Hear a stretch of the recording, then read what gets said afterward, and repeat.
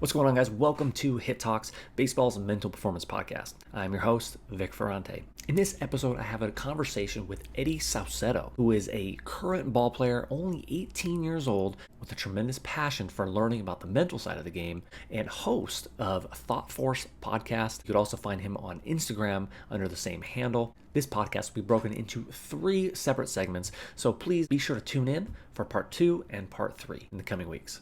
So without further ado, here is part 3 of my conversation with Eddie Saucedo. So we've talked a lot about big picture, like baseball isn't number one, stuff like that. But like actually getting deep into it, like do you have any specific breathing techniques or stuff like that you like to use in your life or teach your guys? One of the first main ones came off of the book Heads Up Baseball. I'm assuming you've probably read Heads Up Baseball. Yep.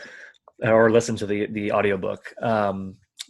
Is the concept of being able to in between each rep, taking a full breath in and out. A lot of kids right off the bat will just kind of like, they'll take a breath, but they'll go, it's so shallow. But to really get to take back control of yourself by taking that deep breath, and it's so much harder than it sounds. That's just the main thing that I've been trying to implement with my kids. Like even in the batting cage, like we're doing BP, we're doing flips. Like I want them to an abbreviated, like in between pitch routine, kind of take one foot out. If you need to fix your gloves, like get back in, get your focal point, take that deep breath, like, and fully exhale, to obviously, and focus on your approach on the next pitch. Right. So that one, just kind of a basic routine, but also the adding the visualization part where you're breathing in energy. Like, so if you feel like you're a little bit down on energy on a day, because that's going to happen, and you need to bring yourself up, to visualize yourself breathing in the energy and pulling your shoulders back at the same time and kind of puffing your chest out, bringing in that little bit of testosterone kick, a little bit of energy with that breath. And then likewise, if you need to bring yourself down, because that would have been me, is being way too over amped at the plate, feeling too good, too strong. You'll have a tendency to want to muscle the ball, muscle the swing.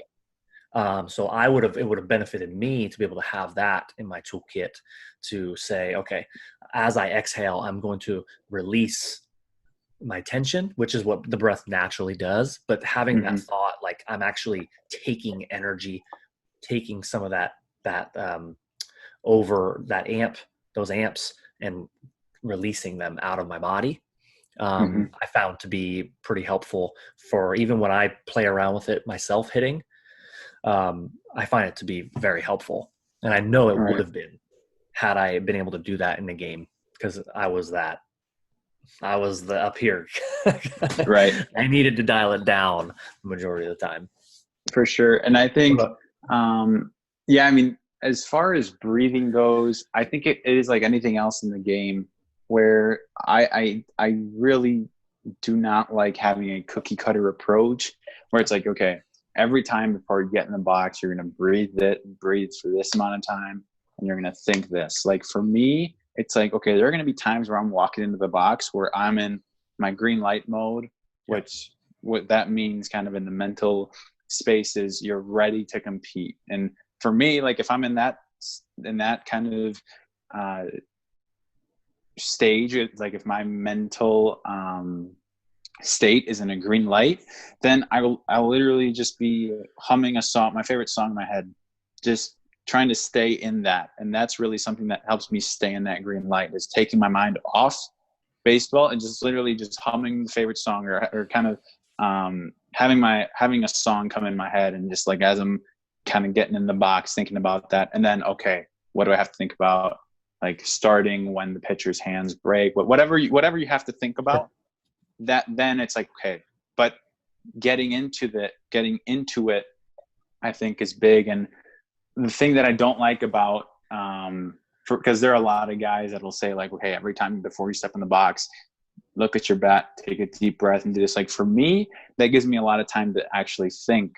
And if I take a breath when I don't really need it, if I'm in that green light, then I might take a breath for taking a breath and thinking I'm doing the right thing. But I'm actually giving myself time to think and process, and it becomes more complicated, and then I go into the box with all these thoughts. So Yep. if I'm in a good mental state, I'll try to take my mind off the game because I know I'm in a good spot, and I'll think, all right, let me sing my favorite song or whatever, get in the box, and now, okay, I know what I need to focus on. And then if I'm in a yellow or red light, which means you're not ready, whether it's like you said, you have too little energy, too much energy, I have different breathing techniques that I'll use that'll get me into that, or at least close to that green mental state. Mm-hmm. So let's say it's bottom of the seventh inning, bases loaded, tie game. Chances are I will be in the yellow or red. It's just the nature of the game. I'm gonna, the adrenaline's gonna be going. My heart's gonna be racing. I want to come through. I mean, if you don't, then you're probably playing the wrong game. Yeah. But it's normal. It's normal to be. A lot of people would say nervous. I like to say excited. To go in and be in that spot. And I mean, if I'm in a situation like that, for me picturing it, I'm at a mental state that's very hyped up, like you said. And one breathing technique that I'll use is I'll, step out, grab my bat, look at the top or wherever I like to look at. I usually like to look at the barrel, and I'll breathe in. And then once I get to the top of my exhale, I will basically squeeze all the muscles in my body from like head to toe, just flex them as I'm holding the bat. Like I'll squeeze the bat as hard as I can. And then on the exhale, I'll just relax everything. Just let everything go. And that gets me into a really good spot, into a really close to a green mental state, so that now when I go in, now I can focus on what I need to focus on, whether it's, like you said, whatever it is for you, whether it's when the pitcher starts, seeing the spin, whatever works for you, then focusing on that. But yeah, I think it depends on like everything in the game. Like I said, when the guy's going downhill, when there's a guy having a high spin rate, you have different approaches to it. And it's the same idea with this. If you're totally relaxed and you feel in control, just hum a song. Don't let yourself kind of think about it. But if you're not in the best place to compete, maybe trying something to bring yourself back down, like that one can help out. And then there's also a few others that I've posted on my Instagram that kind of help out. But those are just a couple of them that I use depending on where I'm at mentally. I think that's great. I mean, especially because you have gotten to the point where you have your awareness, right? If we have first, before you can have even implement these techniques, like for the kids listening, depending on what level they're at, it's like you need to have a level of awareness to be able to recognize when you're in those states, when you're in their green, their yellow, their red, so that you can then implement the right tool. So I kind of like to think of it as like a toolbox, right? It's like, imagine if I'm a contractor and I show up to a site where we're building a house and I don't have my tools, or all I have is a hammer. I'm not going to get very far. Hopefully there's some nails around, because that's about all I can do.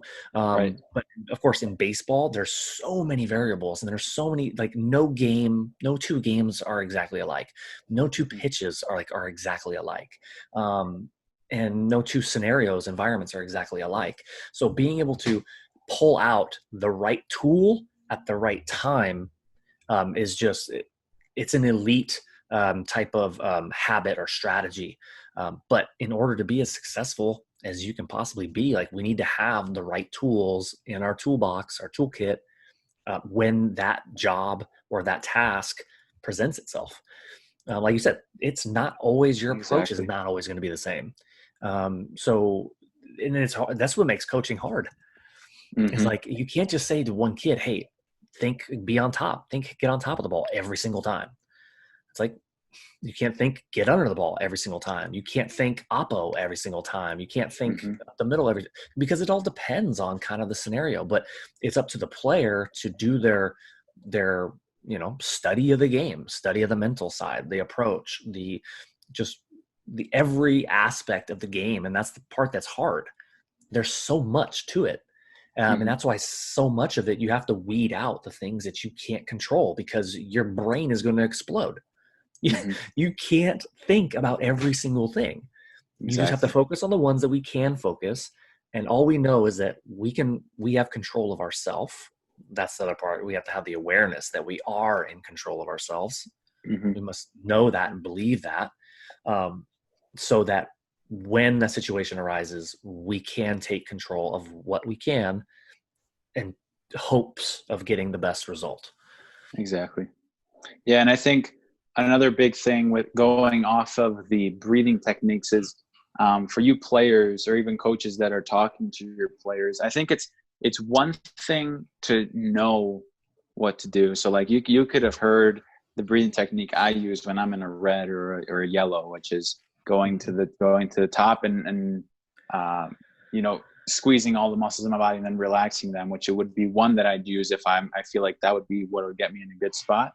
But it's one thing to know what to do. It's another thing to have practiced it and to really feel it by doing it, because you don't want to go into the game doing it for the first time. That's not something you really want to do. And for me, there's different ways I do that. So for example, if I'm in the cage, instead of taking 10 swings in 10 seconds, I'll take one swing every 10 seconds and I will focus on, okay, let's pretend I'm really excited right now. Like it's a big moment in the game. Like it's loud, like whatever it is, I'm not in a good place to compete. Okay, let me take my breath that I need to take, pretend like it's the real situation, and then hit the ball off the tee or the front toss or whatever you're doing. Yeah. But taking cage time to really focus on those seconds between pitches, I think is huge. And that's one way I work on it. Another way is visualization. Every day I wake up, I'll start by meditating and following that meditation with visualization. Because meditation will quiet my mind, kind of get in a relaxed state. And then that allows me to visualize clearer. So every day, whenever I start the day, I'll meditate and I'll visualize. And when I do visualize, I don't just visualize myself just hitting line drives. Like I visualize myself going through the pre-pitch routine, then hitting line drive. So it becomes the whole picture, not just the result, but the process behind what got the result as well. And another one that I also really, really like is there's a lot of bullpen videos on YouTube of big league guys. Like you can basically see like if you're a hitter, like timing up, like you can pretend like you're timing these guys up because it's almost like the umpire view, and you can set it up on your computer, grab a bat and just time them up. And I like to do that. Let's say I'm timing up Corey Kluber, for example. I'll put his bullpen video up on my computer, grab my bat, and just time him up. And something that will help a lot with that is, I know in like a bullpen, like they obviously are going fast. Like you don't have time to like do your pre-pitch routine, then do it. So I'll time up every second or third pitch of his while doing that breathing technique. And something that I like to do that is a unique twist to it is I'll put headphones or earbuds in, and I'll actually put crowd noise in on my earbuds, like loud crowd noise. Yeah. So, and you really like, you'd be surprised at how much your body really starts. Like if you close your eyes and like you picture yourself either in a big league ballpark or like you really start to feel like this is what it would feel like.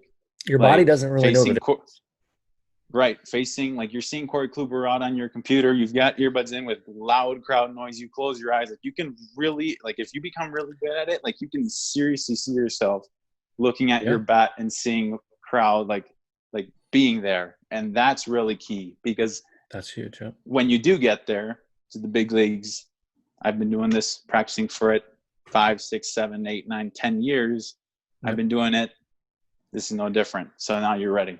Sure. Yeah. And putting yourself in the pressure situations. Right. And then you get there, it's a familiar thing. And I think, Exactly. um, that's part of the thing. Like, how do guys perform under pressure? Well, they don't feel the same pressure. Hmm. They don't feel it. It's like a guy who somebody would say does not perform under pressure, and then somebody who does. The guy who does perform doesn't experience the same amount of pressure, because it's all about how you perceive it, right? Or it's about Exactly. how you prepared for it. Maybe that guy was in there visualizing, and meditating and doing these things that prepared him for it, Right. or he has perspective and he's just like, you know what, whatever happens, happens. I can't turn it on Hmm. a dime, right? You can't just say, oh, this at bat, I'm going to perform. Right. Like, that's basically what you're saying. When you experience a ton of pressure at the plate, you're basically thinking in your mind that you need to get a hit now, and you're trying to Right. turn it on. If you could turn it on and be successful, We all would do it. you'd hit 30 home runs in high school, Right. and it's just not how it goes. It's just not how it Hmm. works. But yeah, the meditation, the visualization is huge. Another one, what was I thinking? There was another part of that I wanted to add on. Oh, visualizing yourself failing, Yeah. or visualizing yourself facing some adversity. Visualize yourself getting, screwed on a strike call, Hmm. and visualize how you're going to respond to it. Yep. Is something that, oh man, I just wish that I wish I got into this stuff when I was playing. I would have just loved to see how. I'm sure I would have performed better, and whether or not I would have made it to the big leagues, I don't even really care anymore. But just to Hmm. see how the experience would have changed, and possibly the results, to Yeah. be able to see myself in my mind, to practice, rehearse adversity, not slamming my bat, walking back to the dugout, taking a deep breath, put the helmet in the cubby, don't slam it in the cubby, just Hmm. place it in the cubby, gloves off, bat down, go grab my glove, root my team on, and go play D. Hmm. Like, I think that that's just such a huge component that is, again, it's not for everybody. You know what I mean? Like, there's going to be, even though we talk about this and maybe other coaches are going to talk about it, there's only going to be so few of kids that are actually like, I'm going to try this. Right. I want to be better. They'll think that sounds boring. That sounds stupid. That could never work. That could never help me hit more home runs. And then they'll be on their way. And, you know, No, yeah, I definitely love that, because I think, like I said, one thing I do is I laugh it off. Like, you can yeah, pretend, hey, let's say you're hitting BP and you just, a ball you should have smoked, you just pop up and don't hit it very well. You can take that moment to laugh it off, practice that so you're not doing it for the first time in a game, go back and get back to what you were doing.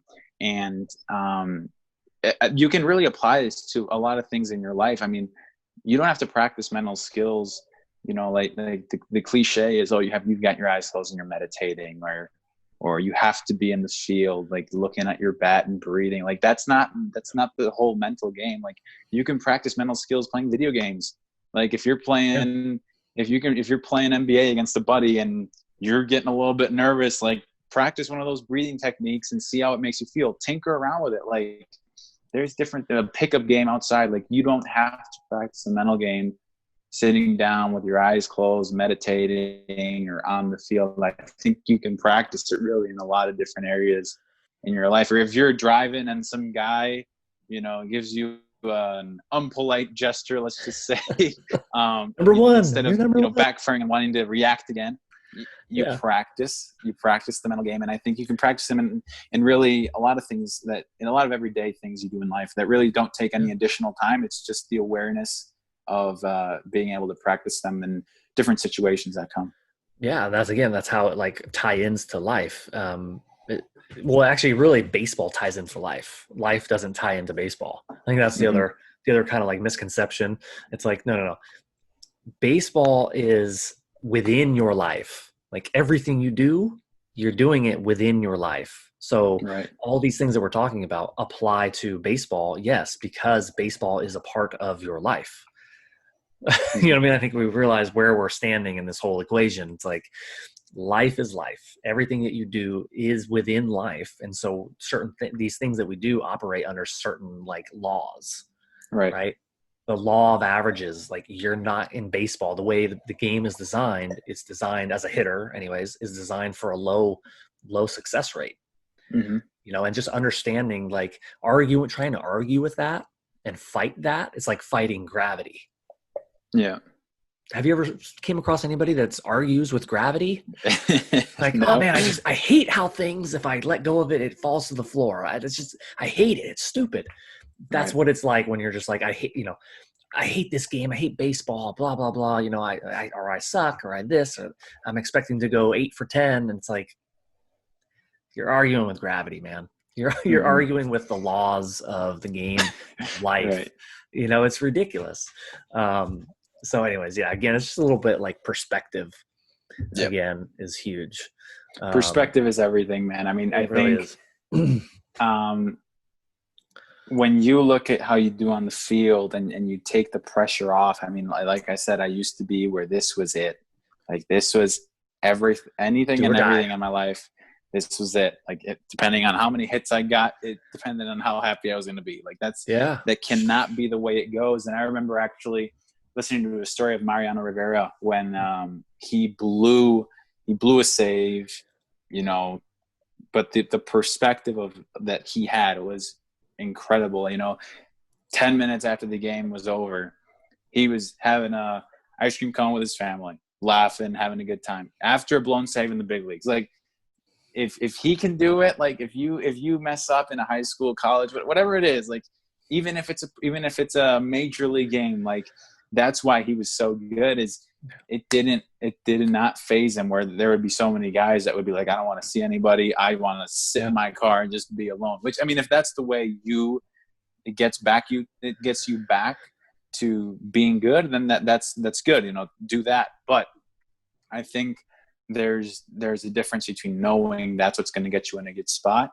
and then also just realizing, well, this isn't doing me any good. This is just my natural way of not wanting to be seen by other people after I fail. Is you have to be willing to just let it go, and not have it be everything in your life. Because like we said before, I mean, when you take it as number 2 or number 3, when baseball becomes number 2 or number 3, then the results that you ultimately wanted start to go your way.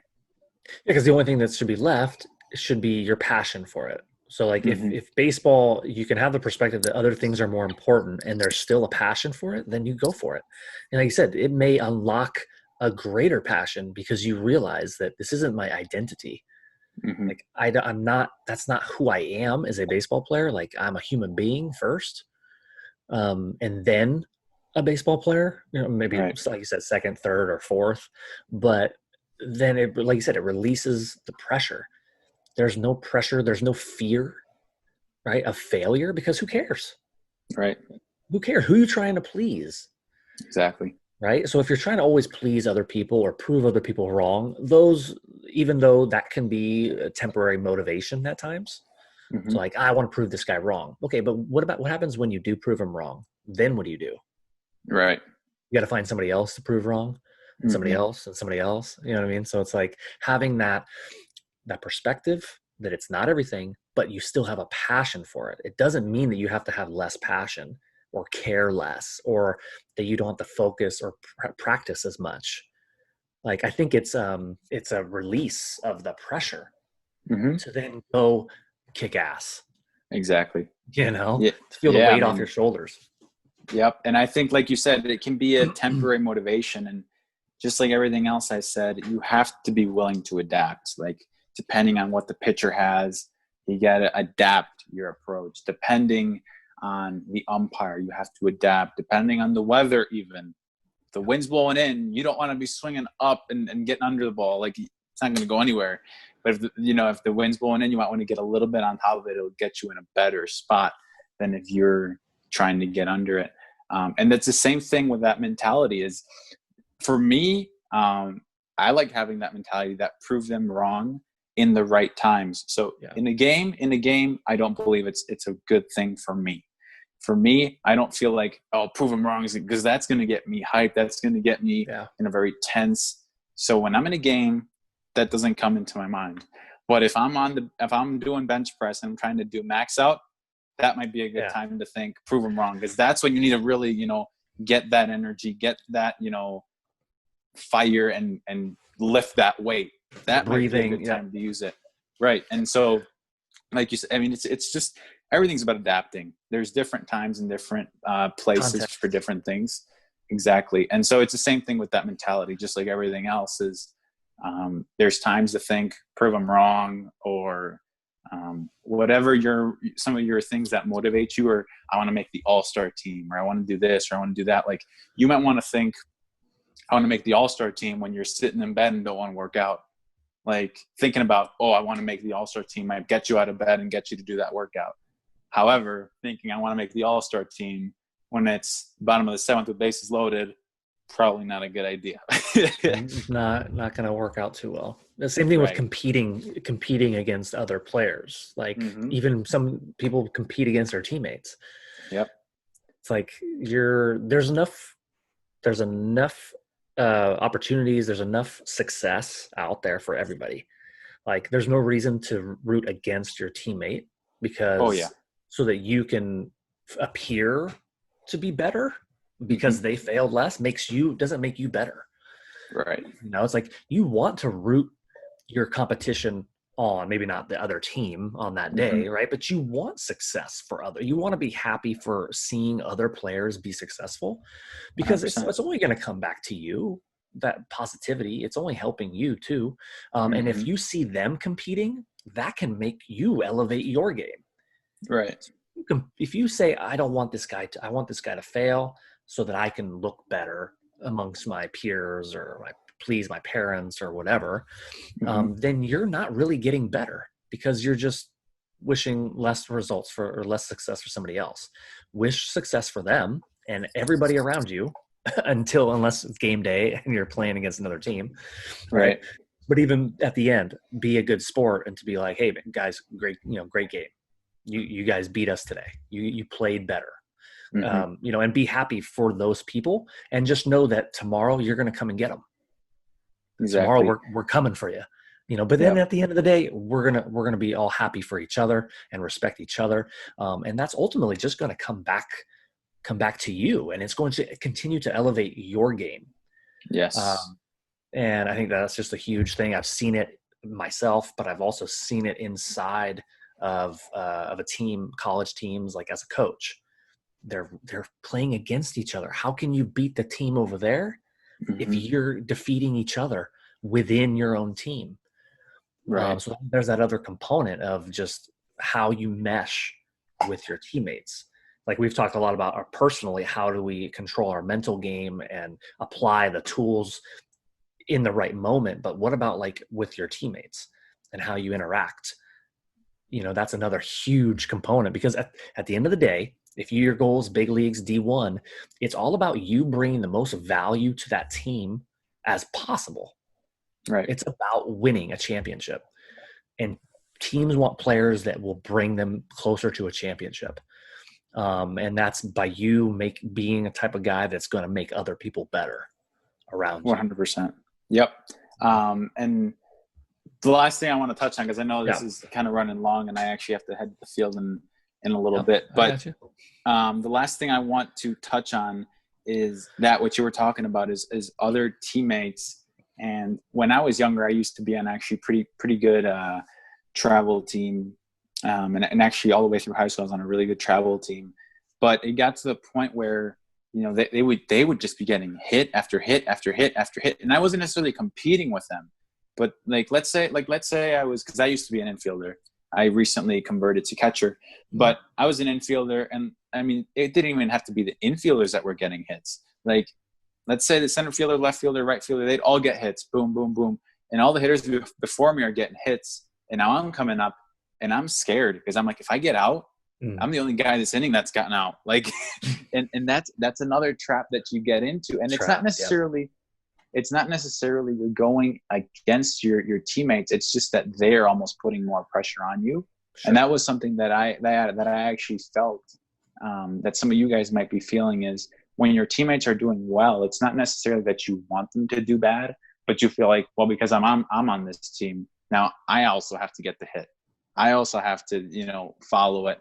And the moment I said, you know what, who cares? Like it doesn't matter what the guy before me does. It doesn't matter whether you're competing against him for a spot or whether he's just on your team and your team's just racking up hits. You just go up there with the approach that is going to put you in a good spot. And that's really all that matters. Whatever happens, like I said, whatever happens.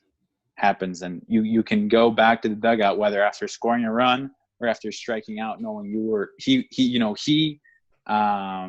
either got you out or you got the hit with the best you had. And that's really all you could ask for when going back in. But regardless of who you're competing against, how they're doing, all of that really is out of your control. So why really put a whole lot of effort and energy into it when you literally have zero control over if your teammates, competition, whoever it is, how they do. And obviously you want them to do well, like you said, because I mean the biggest value to a team is a team player that's gonna elevate them and help them do better. So yeah, talking about like the guys ahead of you, why hitting is contagious. Right? You're feeding off of that energy, right? So it's simply just your thoughts. Now you start to think, oh, I got to get a hit. Okay, wrong thought. Rather than feeding off of that energy, using that as confidence for yourself. Exactly. So you go up there with like, yeah, like I'm just, and guys do it and they don't even realize that they're doing it. Because like I said, it becomes contagious, not because they're thinking, oh, I got to get a hit now. No, they just use it. They get pumped up. Your team is cheering, rooting everybody on. You feel the momentum shift. And now that like confidence comes into you. Right. And then boom, you end up getting it. And meanwhile, the opposite is happening for the pitcher. Exactly. He's like, oh man, these guys are on me. And especially if he starts going down that road, spiraling down the negativity, then you have the opportunity to just really pour it on some pitchers, and innings can you have that big bust out inning, 5, 6, 10 run inning. For sure. And then it goes the opposite. Then you can go next 2 innings and nobody gets a hit. You strike out, the 9 times in the next 4 or 5 innings. Yeah. It just reverses it around because now it's like, oh, the first 3 guys have struck out. Oh man, like now this pitcher's really tough. Oh man, am I going to strike out? And then you strike out because you're just letting those thoughts creep in, man. And it eats you up. Yep. And the big thing, like I said, is really controlling what you can control and knowing yourself. That's a big thing that I bet you can probably sense from just hearing me talk, because I have a good idea of where my mental state is at certain times, and knowing, like you said, the toolboxes that you can use. And hopefully all of you guys that are listening can get to a point where you really know yourself well and have the toolbox items to address different times during a game that you can pull out and use. So no, this was awesome. I love talking to you. And man, same here.